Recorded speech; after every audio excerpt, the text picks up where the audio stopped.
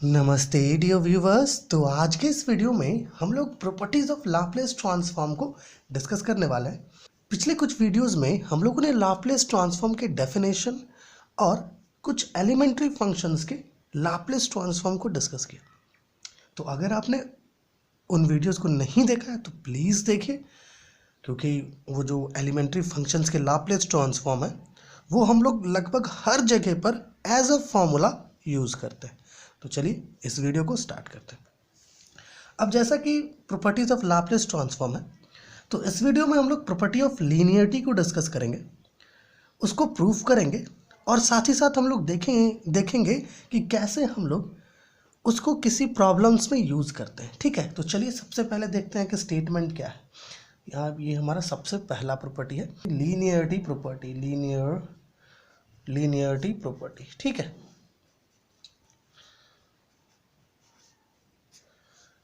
तो उसका स्टेटमेंट चलिए पहले देख लेते हैं। तो यहाँ पर लिखिए कि if Laplace transform of a given function F T is equal to F S and Laplace transform of any other function G T is equal to G S, then देखिए यहाँ पर हमारे पास दो फंक्शंस हैं। सबसे पहला फंक्शन का जो लाप्लेस ट्रांसफॉर्म है वो है एफ एस, और दूसरे फंक्शन का जो जी टी है उसका लाप्लेस ट्रांसफॉर्म है जी एस। अब अगर इन दोनों फंक्शंस के लीनियर कॉम्बिनेशन का लाप्लेस ट्रांसफॉर्म हमें निकालना हो तो वो हम कैसे निकालेंगे, उसी के बारे में हमें लीनियरिटी प्रॉपर्टी बताती है। देखिए कैसे, आप यहाँ पे लिखिए Laplace of A F T plus B G T. ठीक है, ये क्या हो गया, एफ टी और जी टी इन दोनों का लीनियर कॉम्बिनेशन हो गया। और यहाँ पर ये जो आप ए और बी देख रहे हैं ना, ए और बी, ये क्या है, ये या तो रियल कांस्टेंट होंगे या फिर कॉम्प्लेक्स कांस्टेंट होंगे। ठीक है, इसे बाद में लिख लेंगे। चलिए सबसे पहले देखते हैं कि इसका लाप्लेस ट्रांसफॉर्म क्या होगा। तो इसका लाप्लेस ट्रांसफॉर्म होता है A Laplace of F T plus B Laplace of G T, ये होता है। अब क्योंकि आप जानते हैं कि एफ टी का लाप्लेस क्या है, एफ एस, तो आप इसे ऐसे भी लिख सकते हैं ए एफ एस, और जी टी का लाप्लेस क्या है, जी एस, तो आप इसे ऐसे भी लिख सकते हैं बी जी एस। ठीक है, तो ये है लीनियरिटी प्रॉपर्टी का स्टेटमेंट। ठीक है ना, कि आपके पास दो फंक्शंस हैं एफ टी और जी टी, इन दोनों का लाप्लेस ट्रांसफॉर्म आपको पता है, लेकिन जब आपको इन दोनों फंक्शन के लीनियर कॉम्बिनेशन का, ठीक है, लीनियर कॉम्बिनेशन का लाप्लेस ट्रांसफॉर्म फाइंड आउट करने को कहे तो वो क्या होगा, वो होगा A Laplace of F T plus B Laplace of G T. और यहाँ पर ए और बी क्या है, ये भी आप यहाँ पर नीचे लिख लीजिएगा ताकि आपको याद रहे। Where A and B are real और कॉम्प्लेक्स कॉन्स्टेंट्स। ठीक है, रियल और कॉम्प्लेक्स कांस्टेंट्स, या तो वो रियल कांस्टेंट होंगे या फिर कॉम्प्लेक्स कांस्टेंट होंगे, इसलिए उनको बाहर निकाल के रखा जाता है। तो चलिए अब लीनियरिटी प्रॉपर्टी को प्रूफ कर लेते हैं। देखिए लीनियरिटी प्रॉपर्टी का प्रूफ बहुत आसान है। ठीक है, अब डेफिनेशन जो है लाप्लेस ट्रांसफॉर्म का वो क्या है, किसी भी एक गिवन फंक्शन एफ टी का जो लाप्लेस ट्रांसफॉर्म होता है उसका डेफिनेशन क्या कहता है हमें, कि integral zero to infinity E पे power minus S T F T D T, ये उसका डेफिनेशन होता है ना। अब हमारे पास एफ टी की जगह पर हमें क्या रखना होगा, ये रखना होगा, ये पूरा यहाँ से यहाँ तक A F T plus B G T हमें रखना होगा। तो चलिए एफ टी की जगह पर ये सब्स्टिट्यूट कर देते हैं। तो क्या होगा, Laplace of A F T plus B G T. ठीक है, ये रख दिया हम लोगों ने। अब इधर भी रख लेते हैं, integral zero to infinity E पे power minus F T, sorry E पे power minus S T, F T की जगह पर हमें ये सब्स्टिट्यूट करना है। तो क्या होगा, A F T plus B G T, है ना, डी टी। अब अगर आपने डेफिनेट इंटेग्रल्स पढ़ा है क्लास 12th में, तो आपको याद होगा कि हम लोग इस तरह के इंटेग्रल्स को दो पार्ट में डिवाइड कर देते हैं। कैसे, ऐसे डिवाइड करते थे, इंटेग्रल जीरो टू इन्फिनिटी ठीक है, ई पे power minus S T dot A F T D T plus integral 0 to infinity E पे power minus S T B G T D T. कुछ ऐसे इसे डिवाइड करते थे दो पार्ट में, है ना। अब आपको क्या पता है, यहाँ पर a और ये b दोनों कांस्टेंट है, तो क्या हम लोग दोनों को बाहर नहीं निकाल सकते? बिल्कुल निकाल सकते हैं। तो चलिए इसे बाहर लिख लीजिए, a integral 0 to infinity E पे power minus S T dot F T D T plus b, क्योंकि b भी कांस्टेंट है, तो इंटेग्रल 0 टू इन्फिनिटी ई पे पावर ऊपर कर लेते हैं थोड़ा, ई पे power minus S T G T D T. अब अगर आप बहुत गौर से और अच्छे से देखें तो यहाँ से लेकर इस इंटीग्रल से लेकर के यहाँ तक, ठीक है, और इस इंटीग्रल से लेकर के यहाँ तक आपको क्या नज़र आ रहा है? आपको दिख रहा है कि ये क्या है? Laplace transform of F T है, और ये वाला क्या है? ये है Laplace transform of G T. अगर आप अच्छे से इसे देख पा रहे हैं तो, है ना। तो हम लोग इसे कुछ ऐसे नहीं लिख सकते हैं, देखिए यहाँ पर इज इक्वल टू ए, ये क्या हो रहा है? लाप्लेस ऑफ एफ टी, तो यहाँ पे लिख लीजिए Laplace of F T plus B, ये यहाँ का बी है, और ये पूरा इंटीग्रल क्या है? Laplace of G T, Laplace of G T, ठीक है। तो अब देखिए आपको प्रूफ क्या करना था? A Laplace of F T, B Laplace of G T, आ गया प्रूफ, है ना। तो इसका प्रूफ जो है बहुत आसान है। अब एल एफ टी क्या है? एफ एस से इक्वल है, तो आप यहाँ पे सब्स्टिट्यूट कर सकते हैं। एल जी टी क्या है? जी एस से इक्वल है, तो आप यहाँ सब्स्टिट्यूट कर सकते हैं।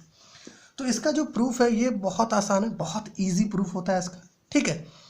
तो ये रहा लीनियरिटी प्रॉपर्टी का स्टेटमेंट, और ये रहा उसका प्रूफ, बहुत आसान है।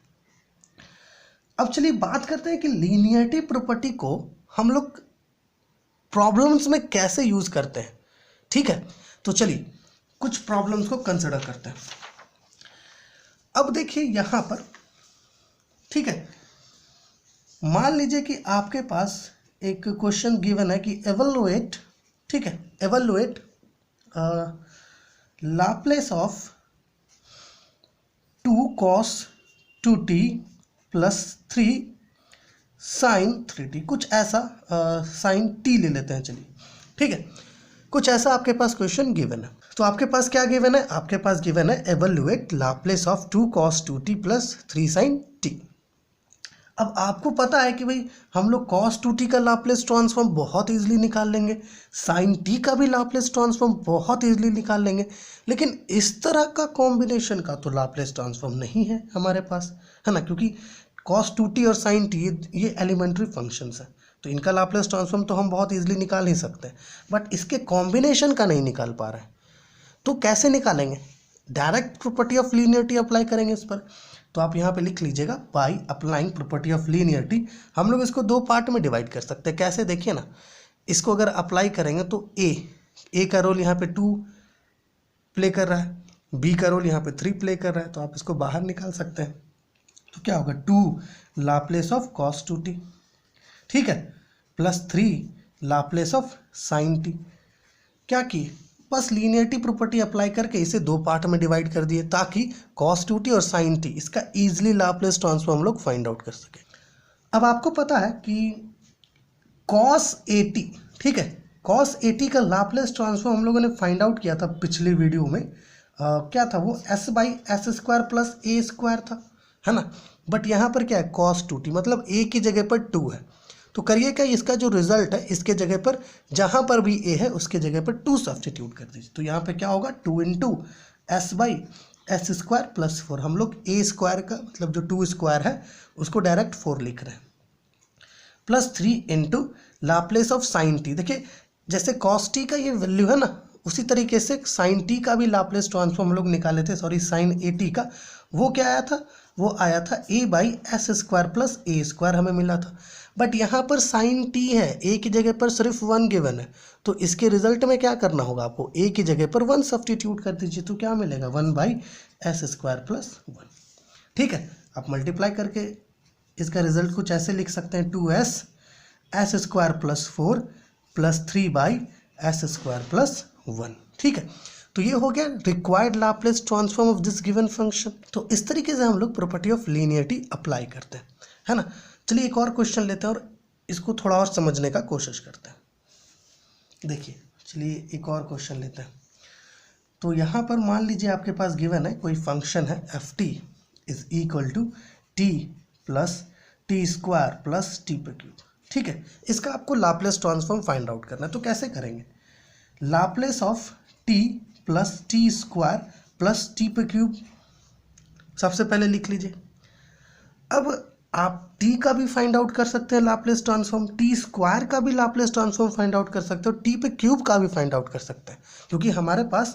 क्योंकि हम लोगों ने पिछले वीडियो में लाप्लेस ट्रांसफॉर्म निकाला था t⁻n का।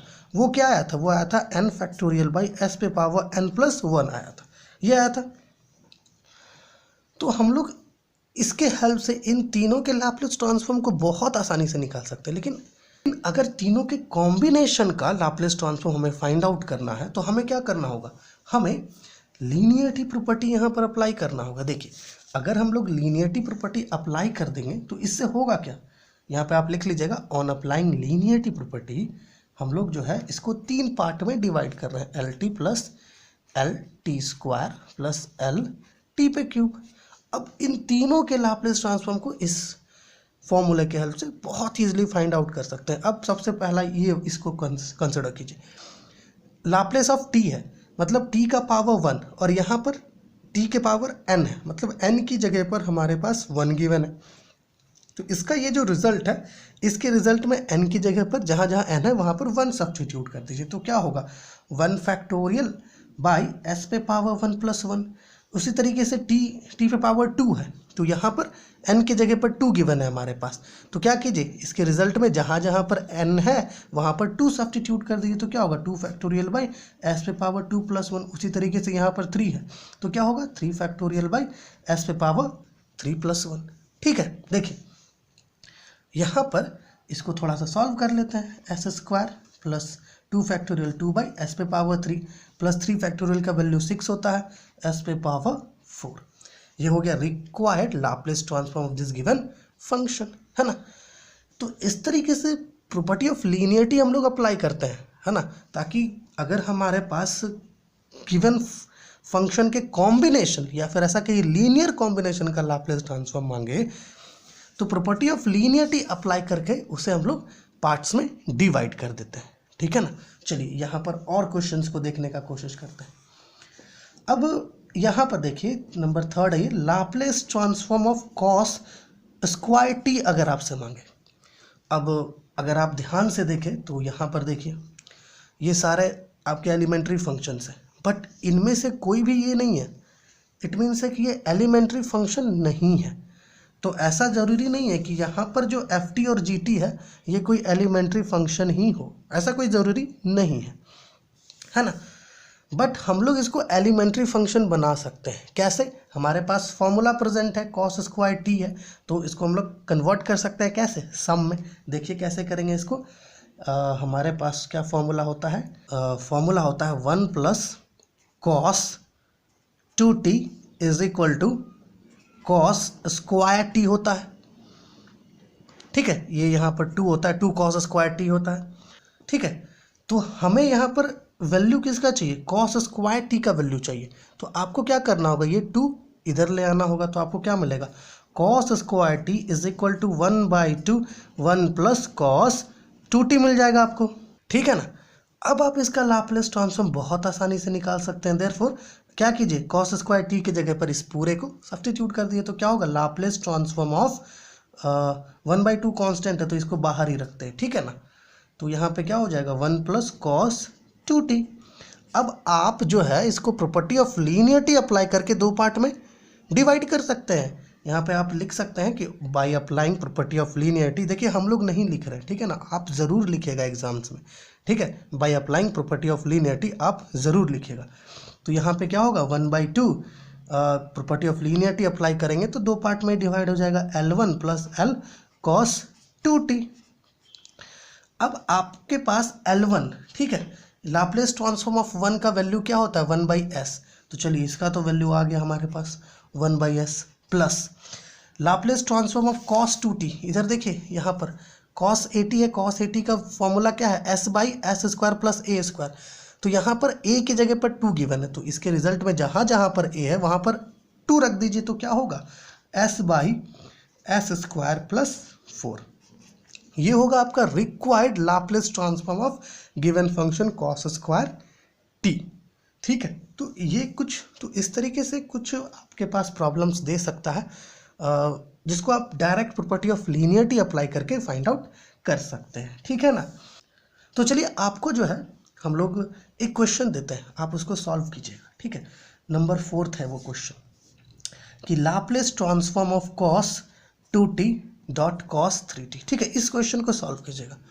अब आप कहेंगे कि भैया यहाँ तो हम लोग सब जगह सम की बात कर रहे हैं, बट ये तो प्रोडक्ट में बहुत आसान क्वेश्चन है। ठीक है ना, करना कुछ भी नहीं है, 1/2 इधर लिखिए और अंदर को 2 से मल्टीप्लाई कर दीजिए। तो ठीक है, अब आप क्या कर सकते हैं 2 cos 2t और cos 3t को सम में कन्वर्ट कर सकते हैं। आपके पास फॉर्मूला होता है cos 2 cos a cos b। ठीक है, इस फॉर्मूले का यूज़ करेंगे आप, तो आपको मिलेगा cos a plus B plus cos a minus B. ठीक है ना, इस फॉर्मूले के हेल्प से आप क्या कर सकते हैं, ये जो अंदर ब्रैकेट में इसको सम में कन्वर्ट कर सकते हैं। सम में आने के बाद तो आप बहुत आसानी से प्रॉपर्टी ऑफ लीनियरिटी अप्लाई करेंगे और वो 2 पार्ट में डिवाइड हो जाएगा। और क्योंकि cos 2t और cos 3t ये दोनों ही एलिमेंट्री फंक्शन है, तो आपको जो रिजल्ट में मिलेगा सम में वो भी एलिमेंट्री फंक्शन ही होगा। ठीक है, तो चलिए इस वीडियो में हम लोगों ने क्या किया, प्रॉपर्टी ऑफ लीनियरिटी को डिस्कस किया, ये उसका स्टेटमेंट है और ये इस तरीके से हम लोग उसको प्रूफ करते हैं। तो आशा है आपको प्रॉपर्टी ऑफ लीनियरिटी अच्छे से समझ में आया होगा, और अगर आपको कहीं पर कुछ भी डाउट रहा है तो प्लीज़ कमेंट कर दीजिए, और अगर आपके लिए वीडियो हेल्पफुल हुआ तो तब भी कमेंट कर दीजिए। तो चलिए आपसे नेक्स्ट वीडियो में मिलेंगे, जहाँ पर हम लोग शिफ्टिंग प्रॉपर्टी को स्टार्ट करेंगे। ठीक है, देखिए शिफ्टिंग प्रॉपर्टी दो होता है, first shifting property and second shifting property. तो उस वीडियो में हम लोग क्या करेंगे, फर्स्ट शिफ्टिंग प्रॉपर्टी को डिस्कस करेंगे। तो चलिए आपसे नेक्स्ट वीडियो में मिलते हैं।